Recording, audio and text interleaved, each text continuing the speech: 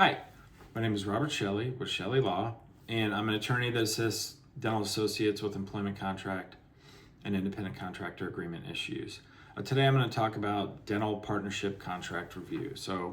If perhaps dental associate is being offered partnership, what are some things that we talk about and that they need to look out for when they receive either a purchase agreement or shareholder agreement. There's 100 ways that it can be done. All right, so first, how to value the practice. So, 10, 15 years ago, it was very common to make the dental associate pay some large amount to buy into the practice. I don't think people do that as much now. Many times it's just kind of like sweat equity they're having their patient base and their leadership and that type of thing goes a long way. So figuring out what the buy-in structure is obviously is important. Do you have to put up a large sum of money? Do you have to put up no money at all? And then if you do have to pay a large sum of money, how is that money financed? Meaning, most people don't have a few $100,000 sitting around, especially as a dental associate if you've only been in practice 3 or 4 years. And so how most places would do it, they would allow the associate to pay over time. And so they would just take a certain amount of money out of each paycheck or, maybe annually. And then that money would go towards the buy-in. So determining if there is some kind of buy-in amount and then how that would be financed certainly is probably the first thing that you need to identify. 2, if there is a buy-in, how is the practice valued? What is the valuation formula? Who is determining how much the practice is worth?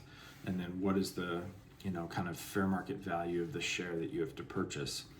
Normally there'd be some kind of accountant involved. And so I would not just take the word of the practice and say, well, we think it's worth this. And it's like, okay, well, why do you think that? There needs to be some kind of formula. Now, practices can be valued in many different ways, but at least having an outside party who is looking into it and trying to, do a fair assessment of what the value of the practice is, I think is pretty important. If they're saying, oh, well, we have an accountant that we've been using for 20 years who's going to value the practice, probably not a great idea if you're a dental associate. You want to find kind of a neutral third party that can do an actual fair, valuation of the firm.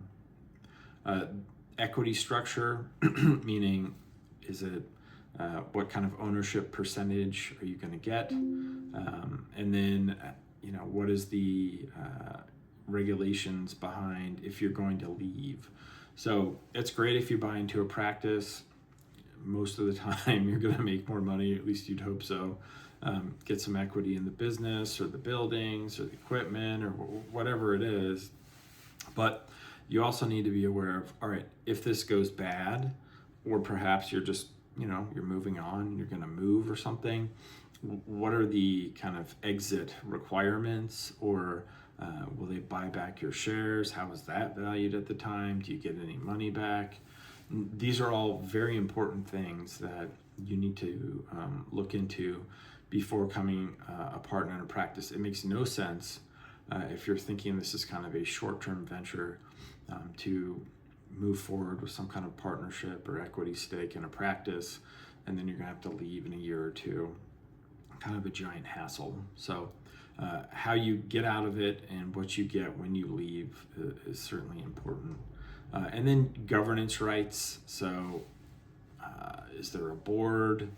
Do you have voting authority? How is the actual practice run? If this is an 8-member dentist-owned practice, usually there's some kind of executive committee. Do you ever have a chance to get on that? Do you actually have any kind of real input into the practice? These are all things. People say, oh, well, I could be a partner, in 2 years. And it's like, okay, but what does that actually mean? What do you gain from that? And so just becoming a partner without any kind of real, power or value behind it, it's kind of worthless. So those are some things that I talk to with the dental associate when they're kind of determining if becoming a partner makes sense for them. If you have any questions about a dental partnership opportunity, an employment agreement, or independent contractor agreement, feel free to contact my law firm at the information listed below in the description. And I appreciate you watching the video. Thanks.